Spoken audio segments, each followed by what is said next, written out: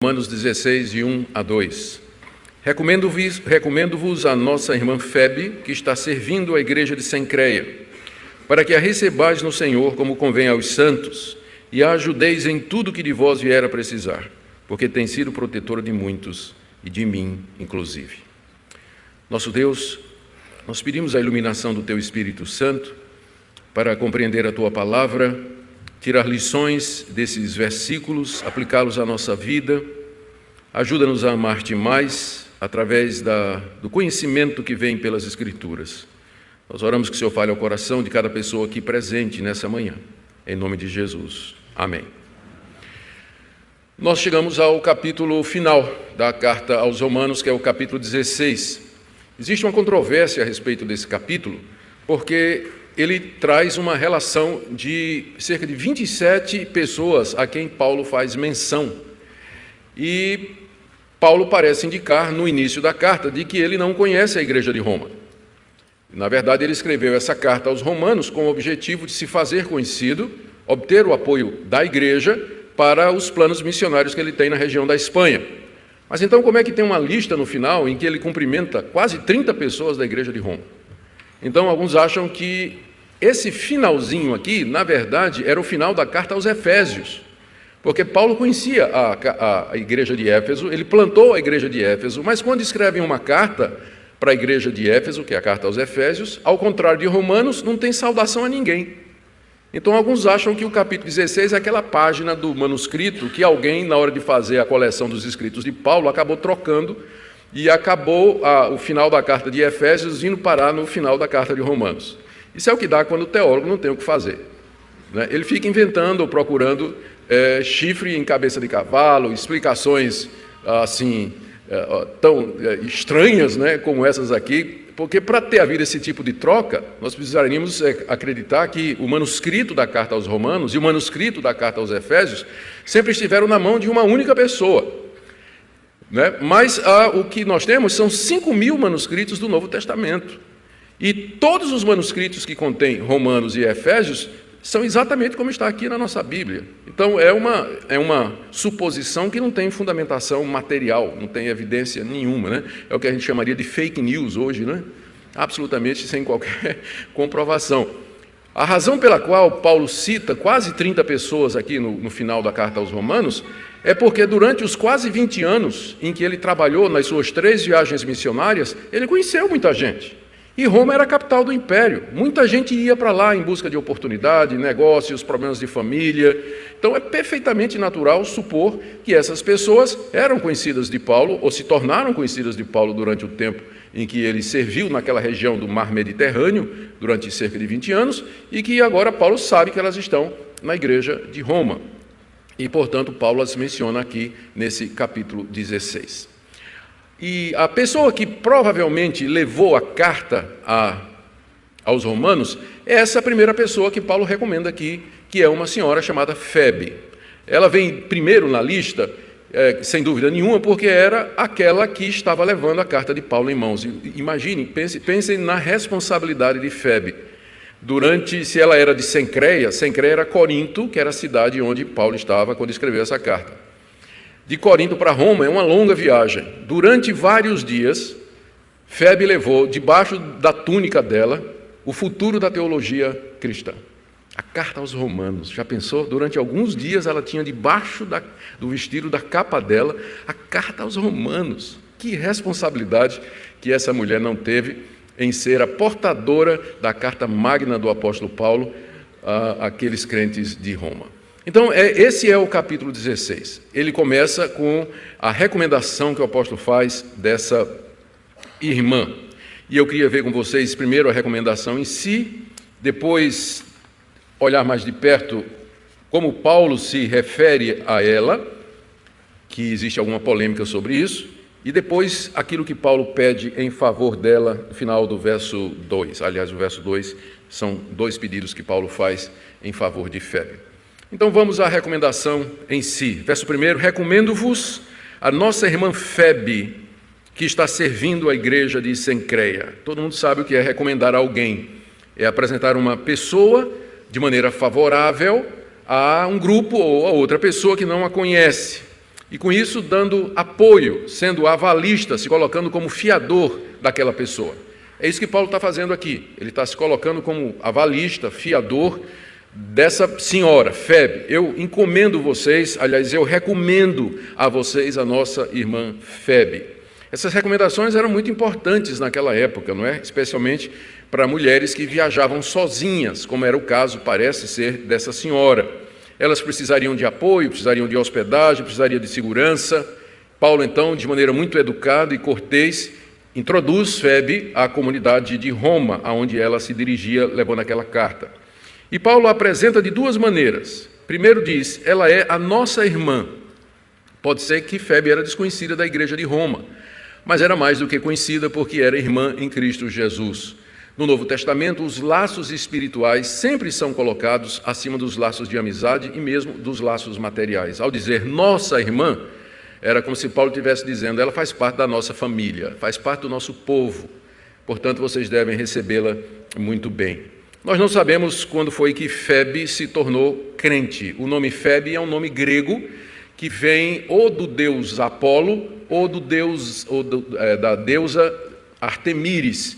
Então, há dúvida entre os estudiosos. Muitos cristãos, naquela época, tinham um nome que era relacionado com os deuses pagãos que eles antes adoraram, que os seus pais adoravam, e que colocaram o nome nos seus filhos. Como, por exemplo, hoje a gente tem muitos católicos que colocam o nome dos filhos de Cosme, e eu conheço, inclusive, uma família que teve gêmeas e botou o nome das meninas de Cosma e Damiana. Então, conheço bem, não é? É uma família muito querida, aliás. Mas também era comum naquela época colocar o nome dos santos, né, ou dos deuses, nos filhos. E Febe é um desses nomes. Muitos cristãos trocaram de nomes, muitas pessoas trocavam de nome, especialmente se tinha um nome desse, quando eles se converteram. Mas Febe manteve esse nome, porque às vezes o nome, por conta da cultura, perde a conotação religiosa. Maria da Penha, por exemplo, né, é em homenagem a uma santa católica. Mas ninguém, hoje, que põe esse nome, pensa mais em termos religiosos. Então, Febe, aparentemente, era uma gentia, uma mulher que não era da comunidade judaica, deve ter se convertido em Corinto e se tornado uma grande amiga do apóstolo Paulo. Ela era a irmã em Cristo. Segunda coisa que Paulo diz a respeito dela é que ela está servindo a igreja de Cencreia. A cidade de Corinto, ela tinha três, era um istmo, né? Meio que uma península, ela tinha 3 portos. E um dos portos era chamado, numa região chamada Cencreia, que funcionava como uma espécie de cidade satélite de Corinto. E tinha uma igreja lá, e Febe estava, diz o apóstolo Paulo, servindo lá na igreja de Cencreia. E esse é o ponto da apresentação de Paulo mais complexo e cuja interpretação tem trazido uma polêmica muito grande. Deixa eu explicar. É porque no original, Paulo está dizendo assim, recomendo-vos a nossa irmã Febe, que é diácono da igreja de Cencreia, ou seria diaconisa, que é diaconisa da igreja de Cencreia. Então, isso é o que Paulo está dizendo literalmente na língua grega. Existem 2 possibilidades de nós traduzirmos a palavra diácono aqui. Lembrando que no grego, diácono tanto é para masculino quanto para feminino. Para vocês perceberem a dificuldade, a nossa Bíblia, a Almeida Corrigida, a NVI, a Nova Versão Transformadora, traduziram diácono da seguinte maneira: está servindo, serve, é serva da igreja. Mas já, por exemplo, a Nova Almeida e a Nova Tradução na linguagem de hoje já traduziram como diaconisa. Então, isso causa uma dificuldade, especialmente no meio evangélico mais tradicional, onde se existe dificuldade com o fato de que mulheres ocupem ofícios na igreja. Nós, por exemplo, na igreja presbiteriana, nós não temos diaconisas, porque é um dos ofícios da igreja e nós entendemos que não temos fundamento bíblico para ter uma mulher ocupando uma posição de autoridade. Mas e agora o que é que a gente faz com a passagem de Paulo, que chama Febe de diaconisa de Cencreia, né? Da igreja de Cencreia? Bom, algumas explicações aqui para preferirmos a tradução está servindo e não traduzir como diaconisa. Primeiro, a palavra diácono é usada dezenas de vezes no Novo Testamento, significando apenas um servo ou uma pessoa que ajuda, que está ministrando um favor ou um serviço a outra pessoa. Das dezenas de vezes em que a palavra diácono aparece no Novo Testamento, somente 4 é usada para se referir ao ofício do diácono. A primeira é lá em Filipenses, capítulo 1, verso 1, quando Paulo, se dirigindo à igreja de Filipos, ele diz assim, aos bispos e diáconos que estão em Filipos. Então, ali é óbvio, né, por conta da proximidade com a palavra bispo, que diácono é no sentido de ofício, alguém que havia sido ordenado ou consagrado para ser diácono juntamente com os bispos. E as 3 outras vezes é no capítulo 3 da primeira carta que Paulo escreve a Timóteo, onde Paulo define as qualificações, primeiro do presbítero, e depois ele diz, quanto aos diáconos. Então é evidente que ele está descrevendo as qualidades das pessoas que devem ocupar o ofício de diácono. Naquele caso, o diácono tem que ser entendido no seu sentido restrito oficial. Mas a maneira como Paulo usa o termo diácono aqui no final da carta aos Romanos dá a entender de que ele não está pensando no diácono no sentido do ofício de diácono. Por exemplo, no capítulo 13, verso 4 aqui de Romanos, ele diz assim, se sujeitem às autoridades, porque as autoridades são ministro de Deus enviado para o teu bem. A palavra ministro ali é a palavra diácono. Paulo não está dizendo que o imperador era um diácono, né? Apenas que ele ocupava uma função em que ele servia a Deus, castigando os maus e recompensando os bons. No capítulo 15, aqui no capítulo anterior, no verso 8, Paulo se refere a Cristo dizendo assim, Cristo é ministro da circuncisão. A palavra ministro ali é diácono. Então, Paulo estaria dizendo que Cristo era um diácono, no sentido de ofício do diácono? Claro que não. A palavra diácono ali apenas diz que Cristo foi enviado por Deus para servir os judeus, pregando o evangelho para eles. E aqui mesmo, ainda no capítulo 15, no verso 25, se você quiser conferir, Paulo diz que ele está indo para Jerusalém a serviço dos santos. A palavra serviço ali é diaconia. E é claro que não é usada no sentido oficial, é apenas um serviço que ele vai prestar àquelas pessoas.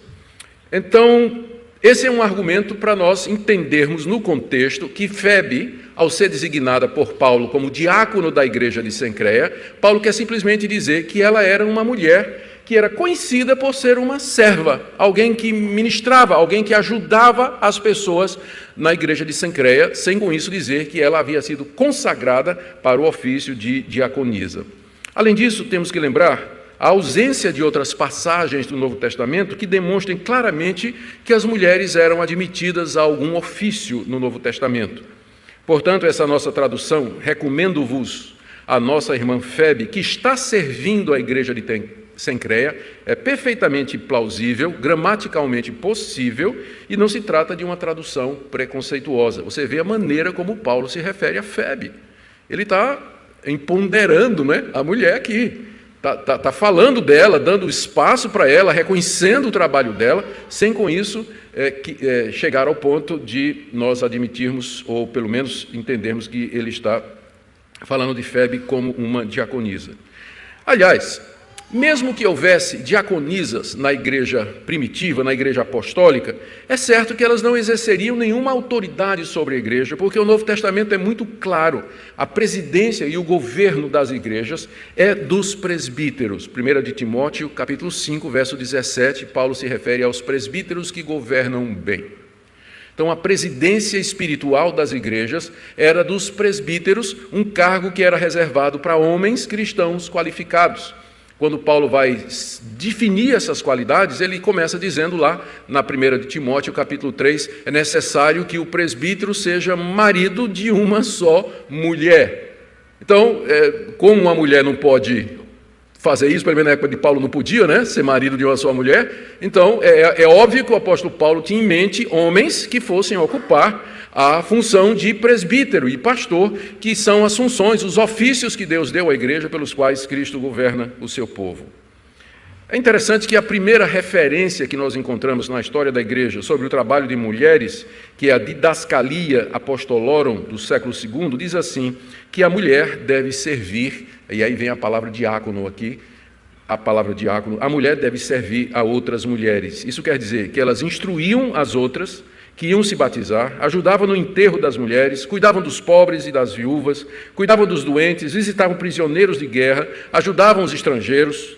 Não há qualquer indício que essas mulheres tão laboriosas foram ordenadas para o exercício da autoridade eclesiástica. Então, Febe provavelmente era uma conhecida auxiliadora na igreja de Cencreia. E lá ela cuidava regularmente dos pobres, dos doentes, de outras mulheres, exercendo funções realmente de ajudadora. Considerando que na igreja presbiteriana o diaconato é um ofício, e que isso implica no exercício da autoridade, ainda que administrativa, por isso a nossa igreja não tem diaconisas. Mas aqui eu quero citar um texto que pode parecer estranho para muitos, ou pelo menos desconhecidos. Com a certeza de que há muitas oportunidades para serviço para as mulheres comprometidas com a palavra de Deus, a Constituição da Igreja Presbiteriana do Brasil diz o seguinte, no artigo 83, onde ele fala das atribuições do Conselho da Igreja. O Conselho da Igreja pode designar, se convier, mulheres piedosas para cuidarem dos enfermos, dos presos, das viúvas, dos órfãos, dos pobres em geral e para alívio dos que sofrem. O conselho da nossa igreja pode designar um grupo de mulheres para atuar nessa área. Então, não vai ser chamado de diaconisa, não é? Mas vai fazer o trabalho de ministério, de serviço e de ajuda que certamente Febe faria. Muito bem. Vamos ver agora a segunda parte, no verso 2, que é a intercessão que Paulo faz em favor dessa mulher extraordinária. Ele faz 2 pedidos em favor de Febe. Primeiro, que ela seja bem recebida. No verso 1, ele diz, recomendo-vos a nossa irmã Febe, que está servindo a igreja de Cencreia, para que a recebais no Senhor. Receber aqui significaria, deem as boas-vindas, acolham, aceitem a presença dela, tratem-na com honra e com cuidado. E ele dá 2 qualificações sobre essa recepção. Primeira, que seja no Senhor. Recebei-a no Senhor. Isso significa recebê-la como uma discípula de Jesus Cristo, movidos pelo amor do Senhor, e tratá-la de uma maneira digna de cristão. Em seguida, ele acrescenta, como convém aos santos. Recebam Febe no Senhor e como convém aos santos. Existe uma maneira que é conveniente para os santos se tratarem. Santos aqui, como vocês sabem, são os cristãos em geral. Eles são chamados de santos não porque são perfeitos, mas porque a palavra santo significa separado. Fomos separados do mundo para sermos de Deus e fomos perdoados dos nossos pecados. Nós somos ao mesmo tempo santos e pecadores, como diria Lutero, inclusive na devocional que você tem aí no seu boletim. Mas há uma maneira de nos receber. Nós devemos, como cristãos, tratar todo mundo bem. Mas existe um carinho especial, uma demonstração particular de afeto, generosidade e hospitalidade com aqueles que são crentes. Por isso que Paulo diz, recebam Febe como convém a santos. Nós devemos receber bem todo mundo. Mas há uma maneira especial e particular pela qual nós tratamos aqueles que são nossos irmãos em Cristo. E é o que Paulo pede aqui que a igreja de Roma faça. Sempre que nós pudermos, nós devemos receber e ajudar esses irmãos, porque o amor e os laços espirituais que nós temos, e eu estou repetindo, eles são maiores, biblicamente falando, do que os lares de família. Os laços de família. Vocês lembram do texto de Marcos 3, quando o Senhor Jesus estava ministrando a palavra numa casa em Cafarnaum, cercado de pessoas. Estava tão lotado que tinha gente do lado de fora, ninguém podia entrar. Maria e os irmãos e irmãs de Jesus chegaram e disseram, olha, mandaram um recado, olha, nós estamos aqui do lado de fora. E alguém chegou para Jesus e cochichou no ouvido, dizendo assim, olha, tua mãe e teus irmãos estão lá fora. E Jesus, em alta voz, disse, quem é minha mãe e quem são meus irmãos? Minha mãe e meus irmãos são esses que estão aqui e que estão ouvindo a palavra de Deus. Com isso, o Senhor Jesus Cristo estabeleceu este princípio, que os laços entre os cristãos, eles são profundos, eles são afetuosos, eles são duradouros, porque quando esse mundo terminar, o que vai permanecer é esse laço, é a fraternidade, é o fato de que nós somos irmãos em Cristo. Isso a eternidade não vai apagar, mas os laços familiares, eles vão desvanecer, eles vão ocupar um papel secundário. Por isso, sempre a Bíblia diz, tratem bem a todos, mas especialmente os da fé. Essa é a nossa família, esse é o nosso verdadeiro povo. Eu viajo muito pelo Brasil e pelo exterior também, pregando a palavra. Tenho visitado igrejas no mundo todo, no Brasil todo. E é sempre impressionante quando eu chego num lugar que eu nunca visitei, não conheço ninguém, e a gente senta à mesa para uma refeição como se fôssemos amigos de longa data. Porque o que nos une é a mesma fé. E a religião, a fé, ela tem um poder tremendo de separar as pessoas, mas também de unir as pessoas mais diferentes ao redor da mesma mesa. Por isso essa recomendação: recebam fé no Senhor, como convém aos santos, porque essa hospitalidade, esse acolhimento é característico da igreja cristã e sempre foi. O segundo pedido que Paulo faz aqui é um pouco mais enigmático. Ele diz no verso 2: receba no Senhor, como convém a santos, e a ajudeis em tudo o que ela precisar. Ou seja, Paulo está dizendo assim: o que Febe precisar aí em Roma, por favor, vocês ajudem. Mas do que Febe precisaria em Roma? O verso seguinte, quando Paulo, aliás, a parte segunda do verso, quando Paulo diz assim, que ela foi protetora de muitos, indica que Febe era uma mulher de posses, de influência suficiente para poder proteger Paulo, ajudar Paulo e outras pessoas. Então, quem sabe ela tenha ido a Roma para negócios. Quem sabe ela era uma comerciante como Lídia, era uma mulher de influência, uma mulher de recursos financeiros. E Paulo, então, aproveita para dizer para a igreja de Roma: ela vai chegar aí e ela vai precisar de ajuda. O que ela precisar, vocês deem um socorro para ela. O que introduz, dentro ainda do tema geral, esse ponto da ajuda mútua. É claro que isso acabou sendo abusado, esse princípio de que os cristãos devem se ajudar no que for preciso. Ele foi muito praticado no século I. O Novo Testamento está cheio de exemplos de cristãos que, inclusive, venderam propriedades para ajudar os irmãos pobres e que padeciam necessidade. Só que no século II, começou a aparecer os abusos. Não tem nada bom que Deus faça que o diabo não corrompa. Não tem nada bom que Deus faça que o diabo não corrompa. No século II, começou a aparecer uma classe de profetas itinerantes que iam de igreja em igreja, de cidade em cidade, se valendo exatamente da hospitalidade e da ajuda dos irmãos. Eram os profetas pregadores ambulantes que chegavam dizendo que viam em nome do Senhor. Então a hospitalidade cristã, como nós vemos aqui, ordenava que fossem recebidos em casa, tratados bem, ajudados no que precisava e tal. Eles passavam tempo e depois iam para outra cidade, e lá a mesma coisa. Até hoje a gente conhece isso, gente que abusa da generosidade, da simplicidade e do amor dos cristãos para tirar proveito financeiro. Gente preguiçosa, gente malandra. E nos meus quase 40 anos de pastorado já conheci muita gente que se aproxima das igrejas cristãs porque sabe que na igreja tem uma junta diaconal, tem cesta básica, tem um carinho do pastor que vai visitar e tudo mais, e o pessoal chega exatamente para se valer disso aí. No século II, nessa didascalia apostolorum que eu li aqui para vocês, já aparece uma resolução dizendo assim: se vier um profeta até vocês e pedir hospedagem na sua casa, recebam no máximo por 3 dias. Se passar disso, é falso profeta. Isso já no século II. Não é? Gente que abusava exatamente dessa característica da igreja cristã, que é o amor, o acolhimento, a ajuda entre os irmãos. Por isso que Paulo estava revoltado com a igreja de Corinto, porque tinha um irmão processando o outro nos tribunais da cidade por conta de um assunto material, quando, na verdade, nós deveríamos resolver estes problemas como uma fraternidade que nós somos. A razão do pedido de Paulo, ele diz aqui no verso 2, não é? Peço que ajudem Febe em tudo o que ela vier precisar. Paulo argumenta dizendo assim: porque ela tem sido protetora de muitos e de mim, inclusive. Essa é a razão que Paulo dá à igreja de Roma, para, além do fato dela ser cristã, era uma cristã que tinha ajudado muitos. Em troca, ela deveria receber a ajuda da igreja de Roma. A palavra protetor aqui é uma palavra que só aparece uma vez no Novo Testamento, mas é muito comum no grego da época. Aparecem muitos outros documentos gregos da época e sempre se refere a uma mulher, geralmente viúva, de posses e de influência, que usa os seus recursos para ajudar outras pessoas. Ela se torna uma protetora, uma ajudadora, uma espécie de patrona. Febe é provavelmente esse tipo de mulher.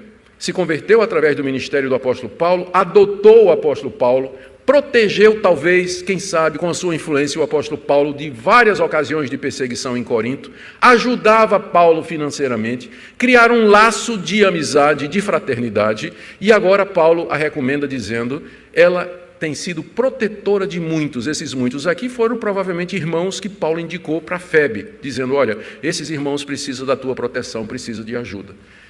Paulo diz, ela tem sido protetora de muitos, e humildemente coloca no final, e também de mim. Vocês acham que Paulo era machista? Um machista faria isso? Eu tenho uma patrona, eu tenho uma pessoa que cuida de mim, uma pessoa que me sustenta, e o nome dela é Febe. Ela é uma irmã, uma mulher que está servindo na igreja de Cencreia. Essa ideia do machismo de Paulo é uma leitura equivocada feita pela hermenêutica feminista, com o objetivo de desconstruir a maneira como Deus estruturou a sociedade e a família. Você não vai encontrar no Novo Testamento nada a não ser o reconhecimento do valor da mulher, que Deus lhe deu um papel distinto, juntamente com o homem, na construção do reino de Deus aqui nesse mundo, quer seja na igreja, quer seja na família. E isso que é tentado desconstruir por aqueles que são inimigos do cristianismo.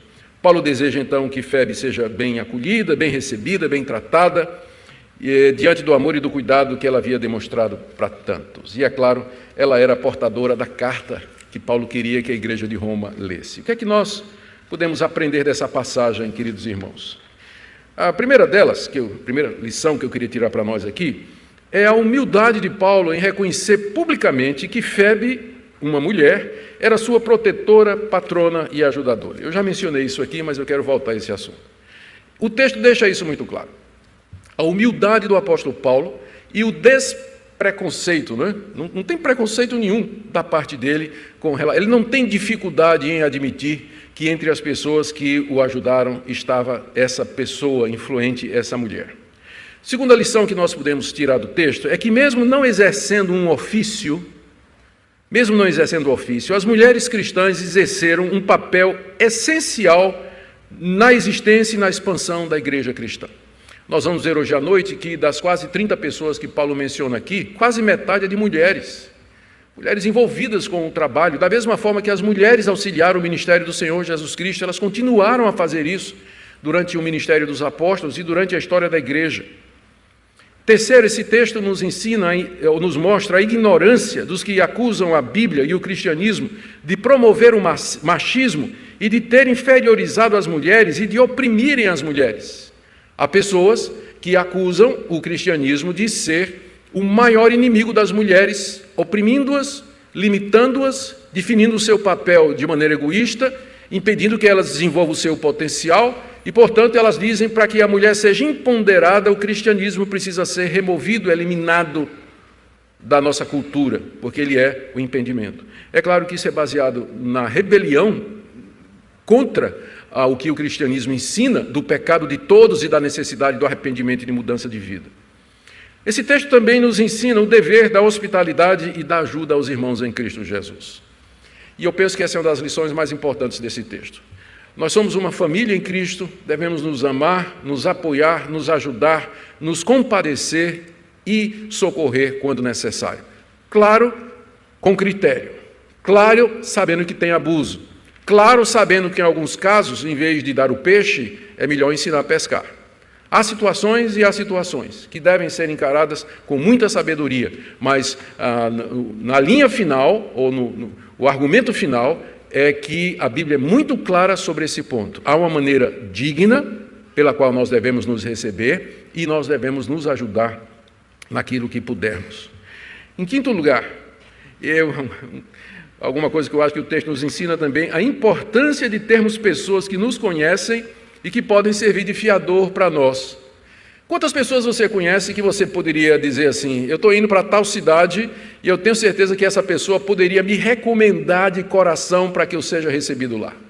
A importância do bom testemunho, a importância de você ser um crente, que os outros podem dizer assim, eu ponho minha mão no fogo por ele. Eu sei que é exagero, não põe a mão no fogo por ninguém, mas dizendo assim, olha, pode receber, receba mesmo, não é? Eu estou avalizando essa pessoa. Você conhece pessoas que fariam isso por você?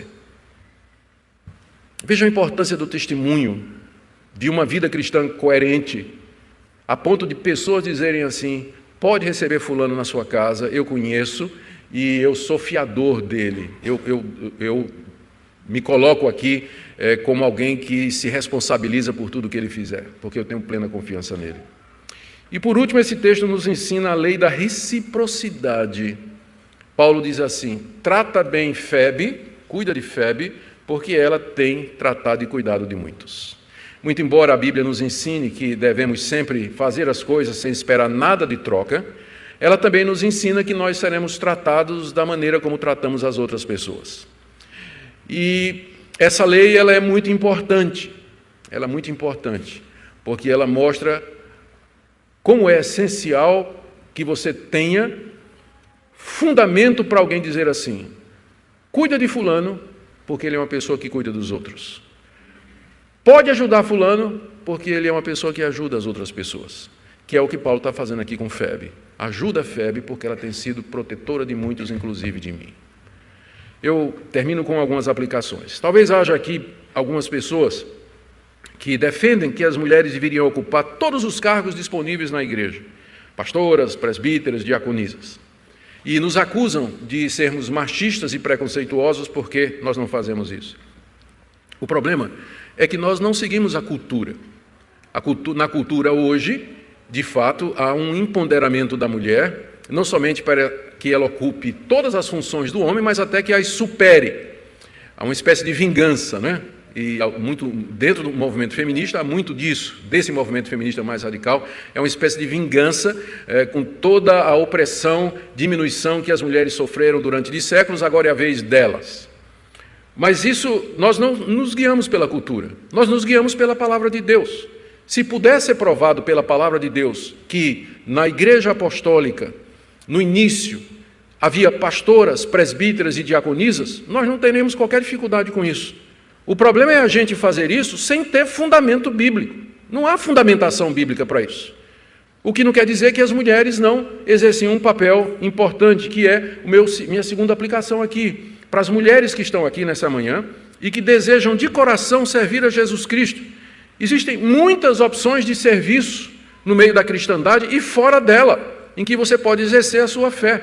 Não precisa ser somente atuando em alguma área da igreja, mas você, como mulher cristã, você pode atuar na sua área de trabalho, você pode atuar na sua escola, no seu serviço, ou no seu lar, criando seus filhos, cuidando do seu marido, ou ajudando pessoas outras que você conheça.